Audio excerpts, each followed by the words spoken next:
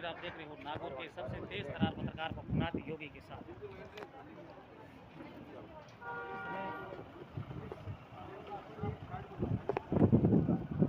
अंतर्राष्ट्रीय परिषद के अंतर्राष्ट्रीय अध्यक्ष डॉक्टर प्रवीण जी तोगड़िया है, वो नागौर शहर के अंदर पहुंच चुके हैं। सीधी लाइव तस्वीर हम आपको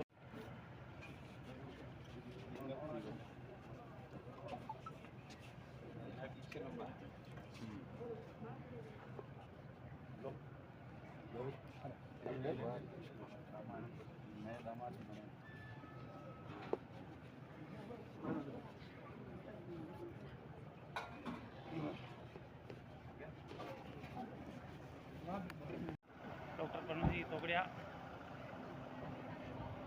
और जिनका आज नागौर शहर के अंदर नागौर जिला अध्यक्ष हेमंत जी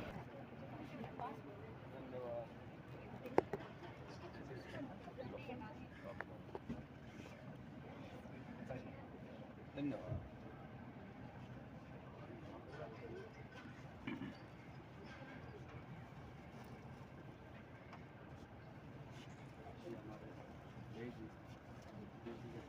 अभी नए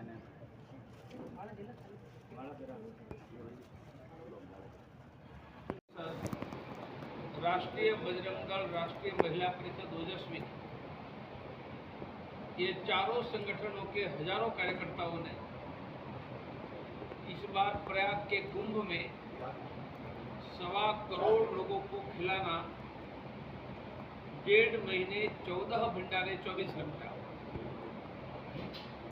और लगभग 5 लाख लोगों को रहने की व्यवस्था के लिए हमारे पास खरीदे हुए 1 लाख कंबल थे, 8000 गद्दे थे, 200 टेंट थे रहने के लिए और 25,000 लोग बैठ पाए। ऐसा हमारे पास बहुत बड़ा रात को रुकने के लिए डॉम था। इतना बड़ा काम, सेवा का अंतर्राष्ट्रीय हिंदू परिषद, राष्ट्रीय बजरंग दल ने किया। इस समय हम पूरे भारत में जगह जगह पर शुद्ध ठंडे पानी की प्यास, ये अभियान चला रहे हैं।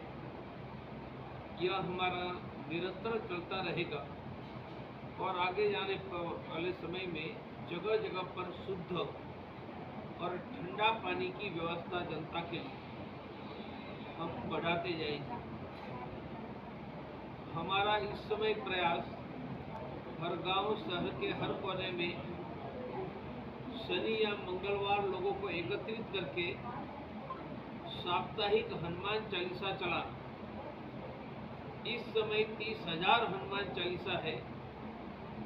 हमारा संकल्प है कि 1 लाख तक हनुमान चालीसा चलाना।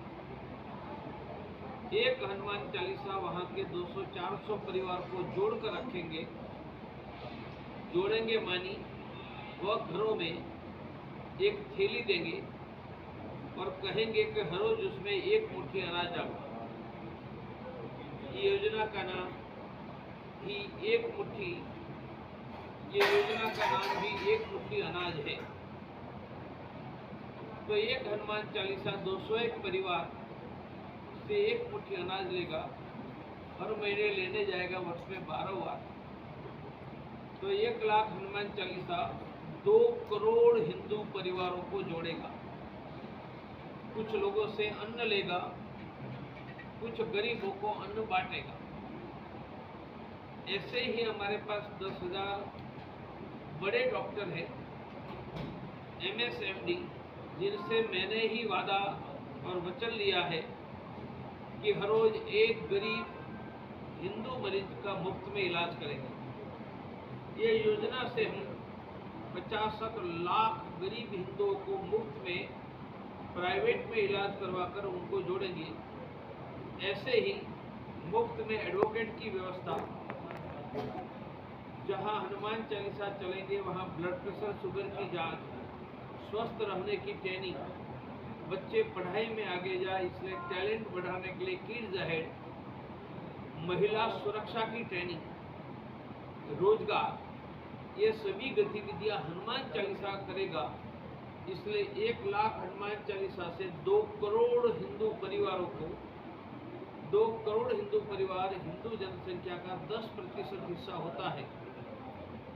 ये जोड़ने का अभियान भारत में चलाया। मैं हिमाचल से निकला हूँ और जगह ये हनुमान चालीसा का प्लानिंग करवाते करवाते जोधपुर पाली होकर माउंट आबू गुजरात तक चला गया।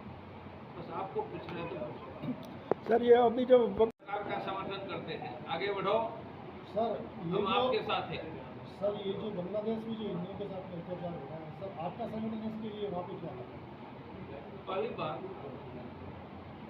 भारत में या बांग्लादेश में कहीं पर भी हिंदू पर अत्याचार होता है तो चिंता करने की जिम्मेदारी सरकार की है। इसलिए प्रश्न मुझे नहीं, अपने गलत व्यक्ति को पूछो। ये प्रश्न सरकारों को पूछो कि बांग्लादेश में हिंदुओं की रक्षा के लिए क्या कर रहा है, बंगाल में हिंदुओं की रक्षा के लिए क्या कर रहे हैं, तो सरकार को पूछो। हाँ, हमारा काम है आवाज उठाना, जागरूक करना। वह काम जरूर देश के कोने कोने में हम कर ही रहे हैं, आज भी कर रहे हैं, आगे भी करते हैं।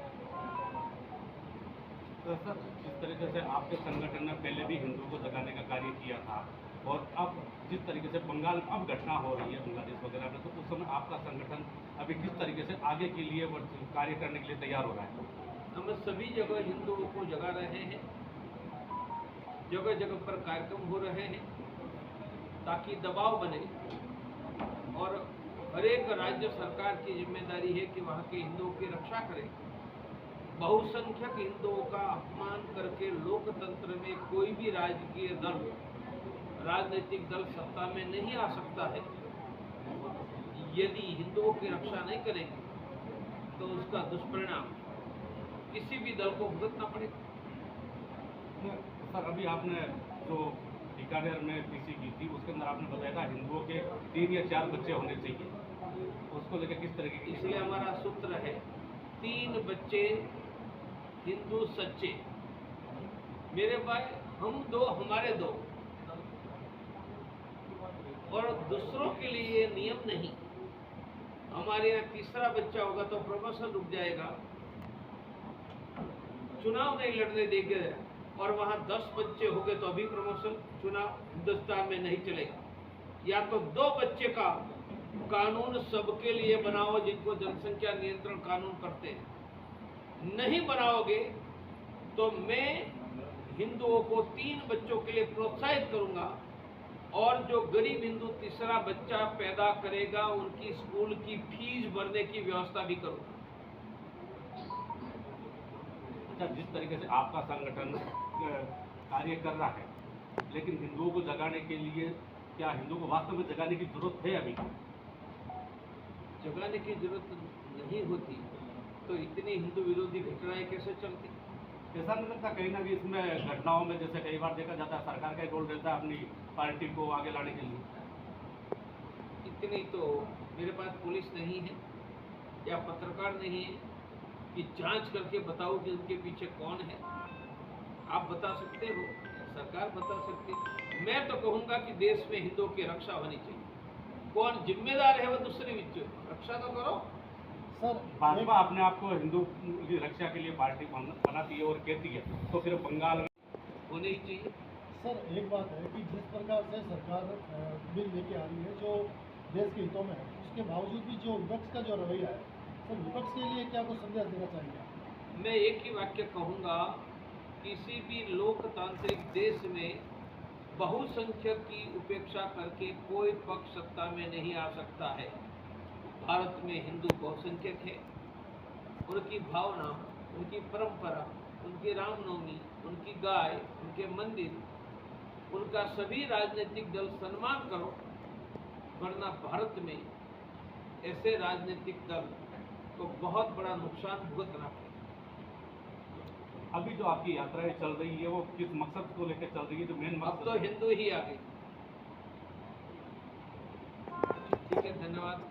अब तो एक हनुमान चालीसा 200-400 परिवारों के संपर्क में रखेंगे, गरीबों को अन्न देंगे, डॉक्टर देंगे, स्वास्थ्य की व्यवस्था करेंगे, मदद करेंगे, तो उनके कारण मेरा जरूर विश्वास है कि धर्मांतर की गति रुकेगी।